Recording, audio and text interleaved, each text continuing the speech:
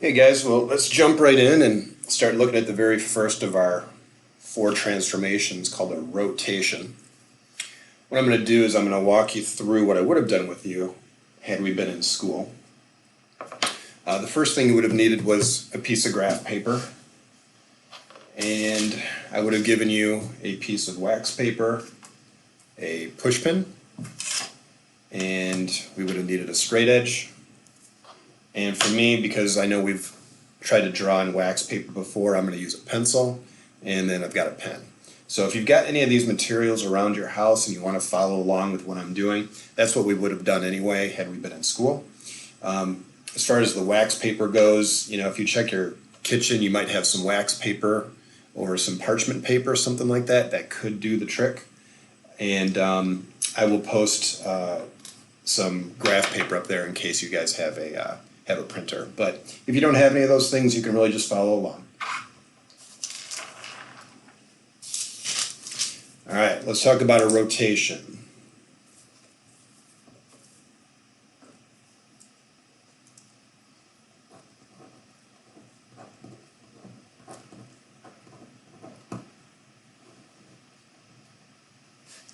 All right, as we talked about earlier, a rotation has a couple of synonyms. You can call it a twist, a turn, but in most math books they call it a rotation.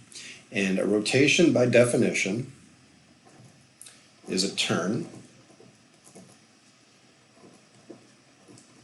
around a point that is called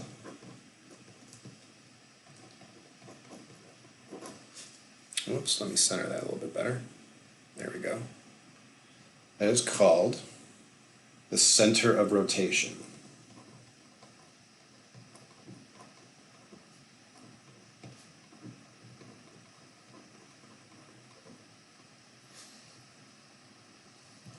Now, our center of rotation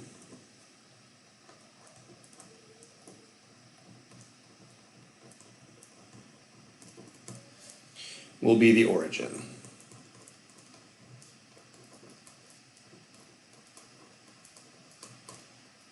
And we'll get more into that as we start constructing this.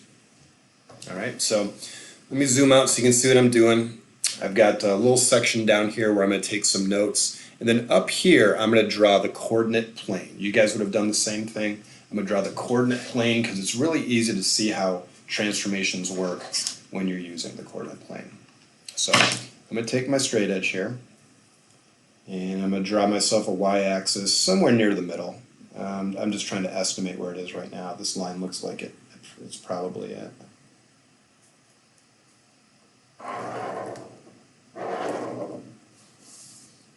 Alright, so put the arrowhead on there to show that it goes on forever. Put a little Y right there to show that that's the y-axis. And then I'm trying to center this one as well. This one looks about right. If I'm off by a little bit, it's really not a big deal. We just need a coordinate plane on there. That looks good.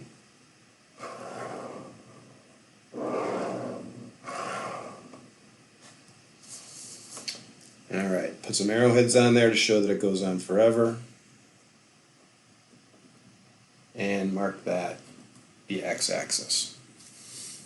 Alright, so if we're going to rotate an object, the first thing we need to do is we need to draw an object. So I'm going to draw this object here in the first quadrant.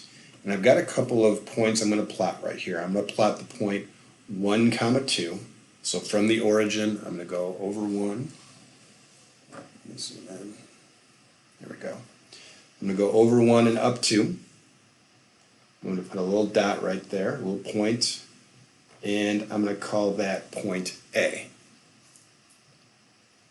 I picked another point, over 1 and up 6, over 1, up 6, 4, 5, 6, 1, 6.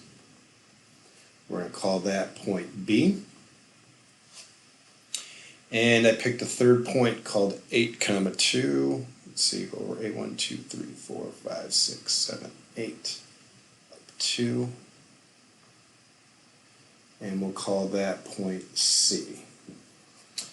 All right. We're going to connect all those points with a straight edge. and turn it into a triangle. So the first thing we're going to do with transformations is we're going to rotate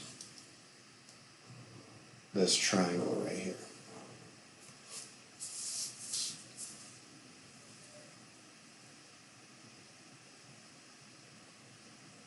Trying to be as precise as I can. The more precise you are, the better it's going to work out. There we go.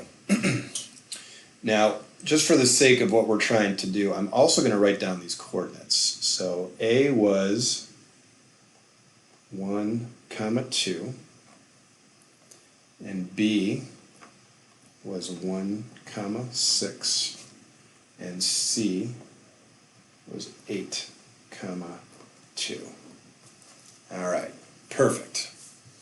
So we've drawn some shape.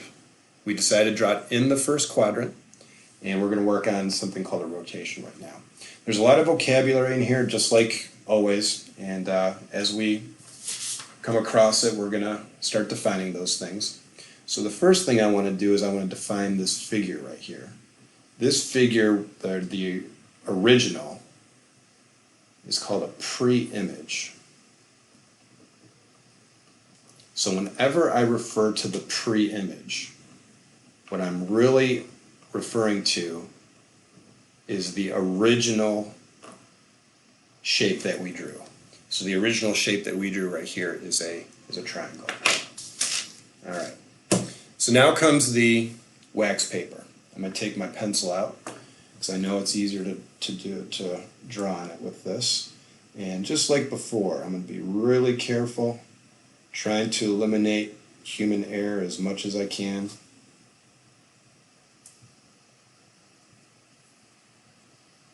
And all I'm trying to do is get a second copy of this pre-image so that I can start rotating it around. Now, eventually, we're going to want to be able to do this without wax paper. That's the end goal. Do this without wax paper. But while we're learning, we're going to actually see this thing right before our eyes, and we'll be able to create the rules instead of just reading the rules from a book. All right, cool. So after I've traced this, you can see now I've got this free-floating image, pre-image. And the second thing I want to do is I just want to make sure I've got the points labeled. So A, B, and C. Perfect. Now I've got a really detailed, free-floating pre-image of this right triangle. All right. So what I'm going to do after I line this thing back up is not only am I going to trace that pre-image, but I'm also going to trace the center of rotation. So like I said earlier, our center of rotation is going to be this origin right here. Okay? Now what I'm also going to do is I'm also going to trace a little part of the x-axis so that I can see how far I've rotated. You'll see what I mean in a second after I do this. Alright, that's good enough. A little bit of human error right there, that's okay.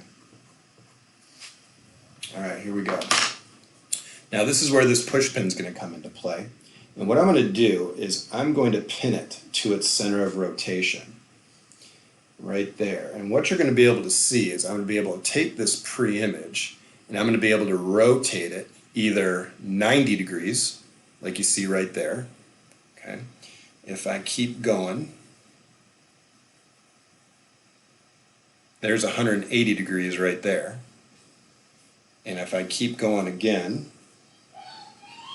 that's 270 degrees right there. And then you guys probably would be able to predict that a 360 degree rotation would get you right back where you started. Okay? Now this is a counterclockwise rotation. Clockwise would be like this. That's a thing too. Clockwise rotations. Alright. But our first one, we're going to work on a counterclockwise rotation. We're going to take this thing from the first quadrant and move it to the second quadrant. All right, here we go.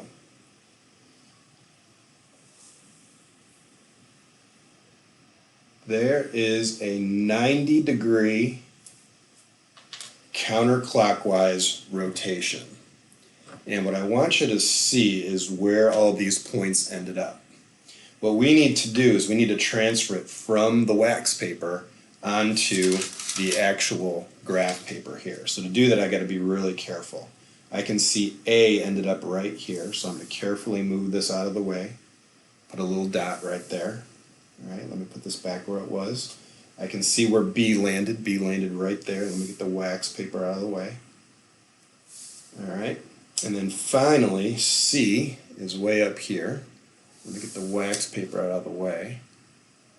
Put a little dot right there. Good. Perfect. All right. Now that I've got the wax paper out of the way, I can create my new, what we call, image.